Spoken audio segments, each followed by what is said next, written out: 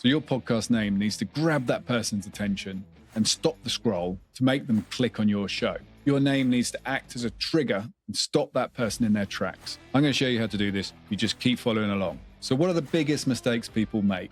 Let's break it down. Naming the podcast after yourself. Now, you may see shows like Joe Rogan as an example and think, I'll do what he did.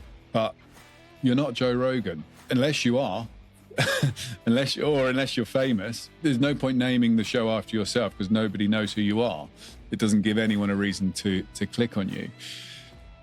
I mean, not necessarily famous because you may be well known in your field. So if you're an expert in your field and you've already got a big audience, by all means, name the podcast after yourself. But if you're trying to find an audience with a podcast, naming the podcast after yourself kind of does nothing for you other than for someone searching. It's just a random name. They want to know what the podcast means and why they would click on it. They want to know what problem it solves for them. Now, often people kind of get a bit too fancy with names, try and make it too clever. Just keep it simple. Having a play on words may sound like really good kind of marketing or whatever, but you've got a split second of someone's attention to grab them. If it's too complicated, people just won't process it and they'll move on to the next one.